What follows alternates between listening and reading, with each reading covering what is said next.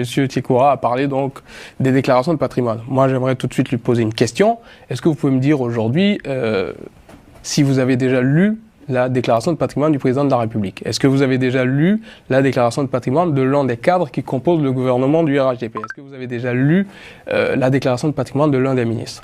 La réponse, j'imagine qu'elle est évidente, c'est non. Puisque ces documents-là, je le dévance, puisque, sauf monsieur à me prétendre le contraire, je vous laisse la parole. Je ne prétends pas le contraire. On a assisté à une conférence du président de la Haute Autorité pour la bonne gouvernance, je pense il y a 2 semaines, au salon Hoche, qui a été très direct là-dessus. Toutes les personnes dont je vous ai parlé, ces personnes-là ont fait la déclaration de patrimoine, mais après, est-ce que on doit rendre cela public? Je n'en sais pas, donc je ne peux pas vous dire. Mais sinon, si le président de la Haute Autorité pour la bonne gouvernance le dit, ça veut dire que cela existe. C'est une personne sérieuse, c'est une autorité morale assez sérieuse qui ne va pas se permettre de dire des choses qui ne sont pas assez justes.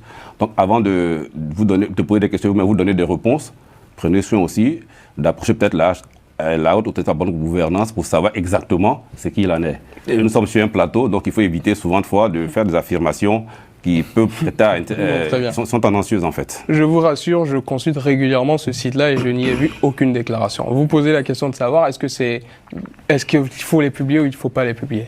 Ici, moi je peux vous dire à l'euro près de quoi est constitué le patrimoine de M. Emmanuel Macron, de M. Gérald Darmanin. Il y a 13 000 € sur les comptes de M. Gérald Darmanin. C'est ça, une garantie de bonne gouvernance, la transparence.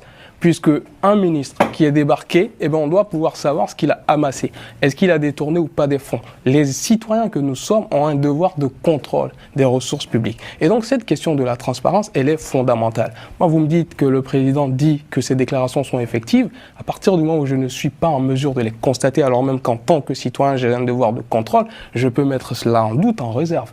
C'est un premier point. Ensuite, on peut parler encore de cette bonne gouvernance. Les scandales qui ont jalonné votre gouvernance depuis 15 ans. 400 milliards, le programme présidentiel d'urgence. 500 milliards, la filière café-cacao. 1000 milliards, geste aussi. 100 milliards, le DG du Fer, que vous connaissez très bien, qui est ici à Paris, M. Diaby Lassiné. Vous avez parlé donc d'un recul de l'impunité en Côte d'Ivoire. Très bien. Est-ce que vous pouvez me dire les sanctions qui ont été prononcées à l'encontre, par exemple, de M. Diaby Lassiné, qui certes est présumé innocent?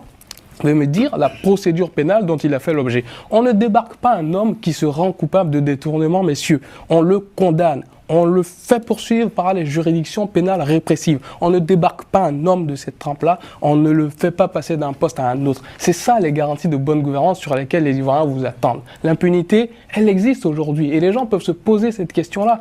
Pourquoi est-ce qu'un homme qui est soupçonné, épinglé par un rapport, n'est pas poursuivi? Donc c'est aussi un talon d'Achille. Et je pense qu'aujourd'hui, sur votre